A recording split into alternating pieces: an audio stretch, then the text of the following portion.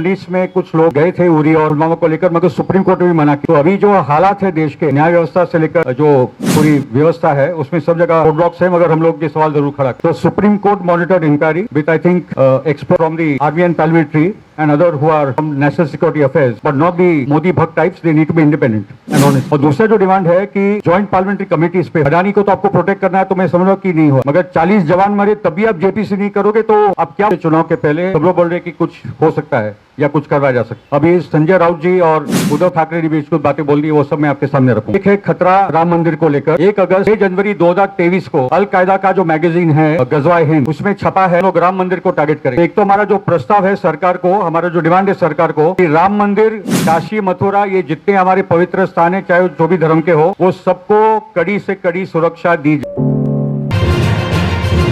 Actually मैं तो बोलता हूँ 3 लेवल की इंक्वायरी का भी सवाल है।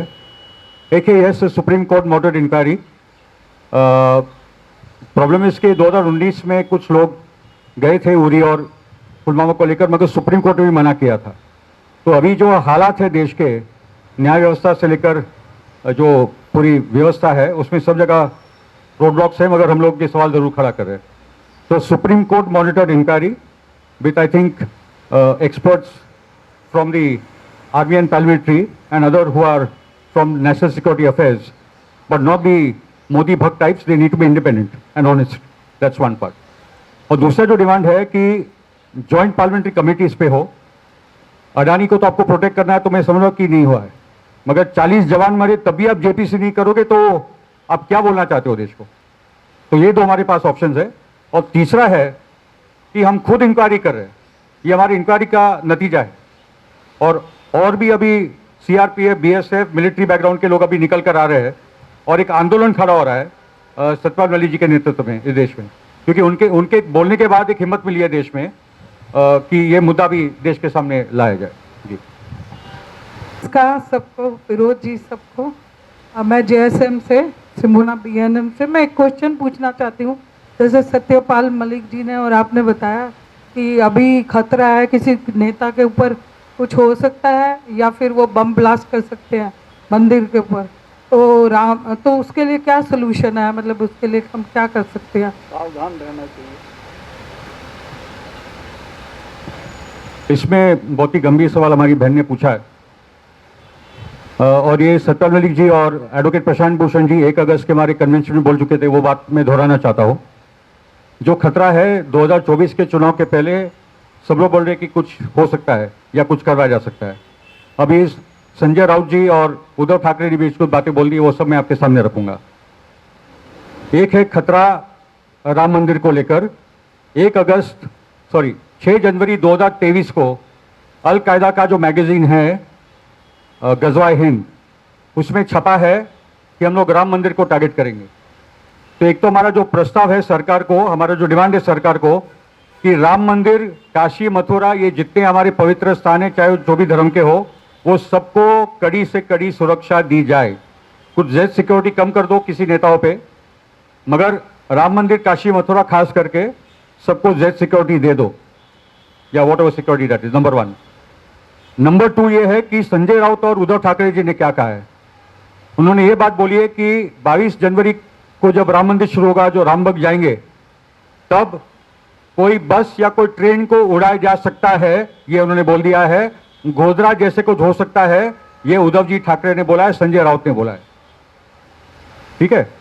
तीसरी बात, जो एडवोकेट प्रशांत भूषण ने 1 अगस्त को बोला था कॉन्स्टिट्यूशन क्लब में कि भारत पाकिस्तान की एक फिक्स मैच वॉर करवाई जा सकती है पीओके को लेकर, और प्रशांत भूषण ने बोला है, and you can check it with him, he is in the Supreme Court. उन्होंने ये बात बोली है, he's coming. Oh, good. Prashant Bhushan is on his way. I think let him come and speak. मैं बोल देता हूँ, you can check with him again, no problem. Prashant Bhushan ने बात बोली है कि Ajit Doval national security advisor और पाकिस्तानी मिलिट्री जनरल्स की मीटिंग यूएई में हो चुकी है, ये फिक्स मैच को लेकर। उन्होंने बहुत सीरियसनेस और संजीदगी के साथ ये मुद्दा रखा था। हम लोग समझ रहे हैं कि ये बात बोलने के बाद क्या क्या हालत हो सकते हैं, मगर ये भी मैं समझ रहा हूँ कि ये सरकार ये मुद्दे से और सत्यपाल मलिक जी से खास करके बहुत डरी हुई है, क्योंकि ये सत्य से ही ये सरकार डरती है। ठीक है।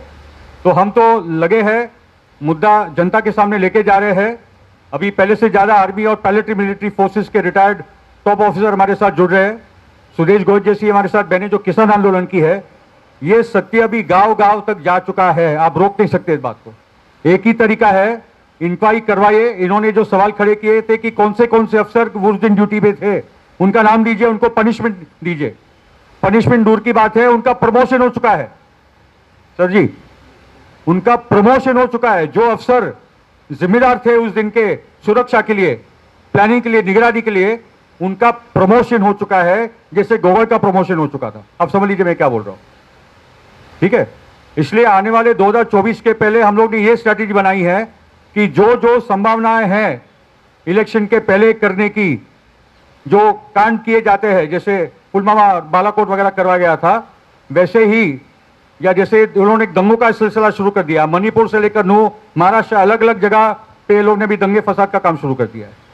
तो 2024 के चुनाव के पहले जनता की जिम्मेदारी है, ये लोकतंत्र को बचाना हमारी जिम्मेदारी है, संविधान को बचाना हमारी जिम्मेदारी है, और हमको खुलकर ये बातें बोलनी होगी। हम लोग अकेले नहीं है, इस देश की जनता जागरूक हो चुकी है, और मिलकर स्वर उठाएंगे तो बात दूर तक जाएगी। और association HR Singh x ADG CRPF, हमारे VS कदम जी ने 300 मेंबर ऑफ पार्लियामेंट के लिए पुलवामा घटना के ऊपर एक ड्राफ्ट क्वेश्चन बनाया है, ड्राफ्ट पार्लियामेंट क्वेश्चन, और सबको भेज दिया है। ये मैं आपकी जानकारी के लिए पढ़ के सुनाता हूँ। Will the Minister of Home Affairs be pleased to state whether the government has constituted any inquiry committee into the terror attack which was carried out on 14th February 2019 in Pulwama, J&K by a suicide bomber resulting in the death of 40 CRPF personnel? B. If yes, then what was the outcome of the inquiry report? Please furnish full details. C. What all shortcomings and failures were identified and who all were responsible for the lapse which led to an act of this magnitude? Share the details, names of the officers and agencies responsible along with the action taken report against those responsible, if any. What were the reasons for denying airplanes for transport of such a large number of troops, leaving them susceptible and eventually ended in the tragic incident? What were the reasons for change of policy with date and year, due to which airlift were removed as an option for troop movement by Ministry of Defence? Which individuals, officials and ministry introduced, pushed and affected that policy change? Have any new protocols, SOPs or measures been introduced post the tragic unprecedented incident to ensure no such incident occur ever again in future? So this is the draft parliamentary question which has been sent to 300 member of parliament.